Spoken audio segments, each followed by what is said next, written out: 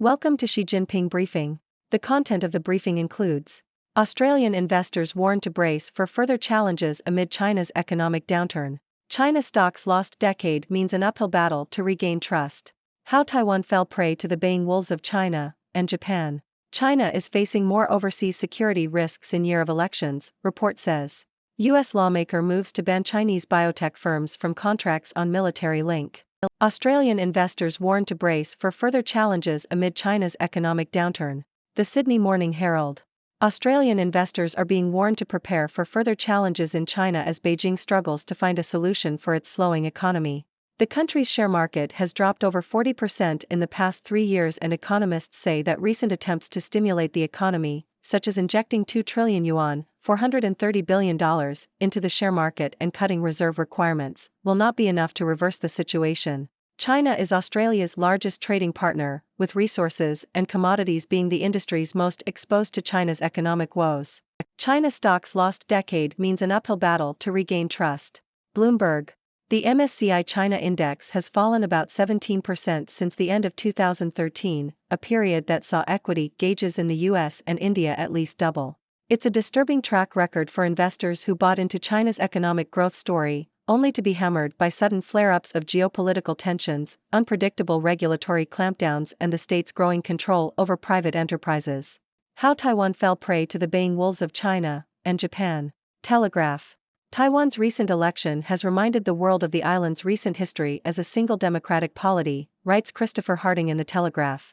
In his book, Rebel Island, Jonathan Clements explains Taiwan's long prehistory as a little-known story of disparate groups making lives on an island. Harding notes that Taiwan's fate remains largely out of its hands, and that the Democratic Progressive Party, DPP, hopes that a patchwork identity for Taiwan will serve to dilute mainland China's historical and cultural claims. China is facing more overseas security risks in year of elections, report says. South China Morning Post.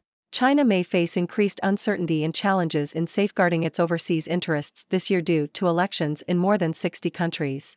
A report by China Overseas Security Research Institute, COSRI, highlights the US, India, Ukraine, Sierra Leone, and Zimbabwe as countries with extremely high security risks for China. The report also notes that the US presidential election in November will bring uncertainty to the region and the world. Furthermore, the report urges Chinese companies in Europe to explore local markets to offset pressure from the US. US lawmaker moves to ban Chinese biotech firms from contracts on military link. South China Morning Post. US lawmaker Mike Gallagher has proposed a bill to block Chinese biotech companies from doing business with the US government due to concerns over their alleged ties to the Chinese military. The bill specifically mentions entities such as BGI and Wuxi Aptech, accusing them of collaborating with PLA entities and facilitating the transfer of US citizens' genetic data to a foreign adversary. The move represents an escalation in Washington's technology ban on Chinese companies and could have significant implications for the biotech industry in both countries. America can't win the tech race alone. Foreign Affairs. The United States needs to adopt a new approach to global technology competition, according to a report published by the Carnegie Endowment for International Peace. The report argues that the U.S. should create a global tech fund to invest in critical technologies and strengthen its partnerships abroad, as competition in the tech sector is no longer just between the U.S. and China. The fund would use a combination of venture capital, private equity, and debt financing to support investments that improve the resilience of U.S. and partner supply chains in areas such as electronics, semiconductors, batteries, and green energy. The report suggests that the fund should be self-sustaining and earn an adequate return on investment for taxpayers. It also calls for every dollar invested by the fund to be matched by at least $4 of co-investment from the private sector. The report argues that a networked approach is necessary, given that the US and China are not the only countries seeking to stimulate their technology industries. The rest of the world accounts for the majority of internet and phone users, engineering graduates, and research and development expenditures. The report suggests that the US could forge win-win partnerships with other countries, such as investing in European semiconductor supply chains that use American technologies and equipment. The fund could also work with regional partners in Southeast Asia or Latin America to invest in energy supply chains, focusing on electric batteries and green energy. The report concludes that the U.S. needs to do more to ensure that its partners make technology investments that are favorable to the U.S. It also suggests that the fund could help mitigate the loss of access to Chinese engineering, scientific expertise, and operational capability. For example, the fund could sponsor the transfer of research and development in manufacturing centers, business operations, and even company headquarters of Chinese companies to US-aligned countries. China says US military makes region more dangerous after Navy ship sails through Taiwan Strait. CNN. China accused the United States military of abusing international law and continuing a pattern of dangerous provocations in East Asia Thursday, after a U.S. Navy destroyer made the service's first transit of the Taiwan Strait of 2024. Kerry and Xia exit roles that define generation of climate action. The Independent. The United Nations Climate Summit in Dubai was wrapping up last month when John Kerry went to a meeting with his Chinese counterpart Xia Jinhua only to find a surprise waiting for him. Xia's 8-year-old grandson had brought Kerry a card for his 80th birthday. China's economy looks more unstable than ever. Telegraph.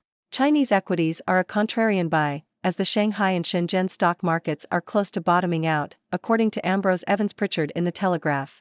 Chinese policymakers have been implementing fiscal, monetary and regulatory stimulus measures to head off a deflationary spiral.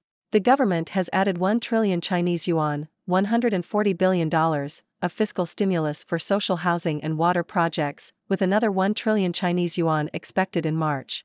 The central bank is providing quasi-fiscal money through special loans and has announced an additional 1 trillion Chinese yuan of liquidity by cutting the reserve ratio for banks. The authorities are preparing a 2 trillion Chinese yuan fund to prop up the stock market directly and have restricted short selling by traders. The government has also told journalists, bloggers and academics to talk up equities. The catalysts for a short-term rebound are coming into view, including a US-China trade truce, further rate cuts by the Federal Reserve and stimulus measures by China's government. Ladies and gentlemen, it's your resident Dr. 6 here with your weekly dose of news from the 6 Degrees world. Today, we have a mix of stories from China and its impact on the global stage.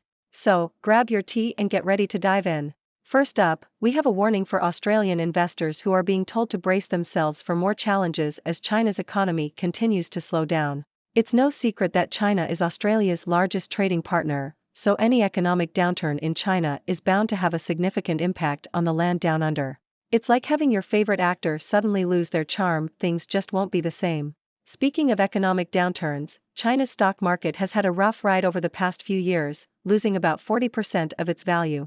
This has left investors feeling like they've been on a roller coaster ride, one that they didn't sign up for. It's like buying a ticket to watch a heartwarming rom-com, only to find yourself in the middle of a horror movie. Yikes! Moving on to Taiwan, we have an interesting story about how the island has fallen prey to the baying wolves of China and Japan. Taiwan's recent election has brought its complicated relationship with China into the spotlight. It's like watching a family drama unfold, with Taiwan desperately trying to define its own identity while dealing with historical and cultural claims from mainland China. Talk about a complicated love triangle. Now, let's talk about China's overseas interests and security risks. A report warns that with elections happening in over 60 countries this year, China may face increased uncertainty in safeguarding its overseas interests. It's like trying to keep a house of cards standing while a strong gust of wind blows from all directions. Add in the US presidential election, and you've got one big, chaotic mess. Speaking of chaos, a US lawmaker has proposed a bill to ban Chinese biotech firms from doing business with the US government due to concerns over their alleged ties to the Chinese military. This move by the US represents an escalation in their technology ban on Chinese companies. It's like a game of chess, with each move being more calculated and strategic than the last. Who will come out on top? Only time will tell. Now, let's shift gears and talk about the United States. According to a report, the US needs to adopt a new approach to global technology competition. The report suggests creating a global tech fund to invest in critical technologies and strengthen partnerships abroad. It's like forming an alliance to take on the big bad bullies in the schoolyard. Together, we can achieve great things. Lastly, we have China accusing the US military of abusing international law and continuing a pattern of dangerous provocations in East Asia. It's like two kids on the playground, pointing fingers and calling each other names. Can't we all just get along? And there you have it, folks. Another week, another set of stories from the 6 Degrees world. Now, it's your turn. What are your thoughts on these news stories? Do you have any burning questions for Dr. 6? Let's open up the floor for discussion. What's on your mind? Thank you for tuning in.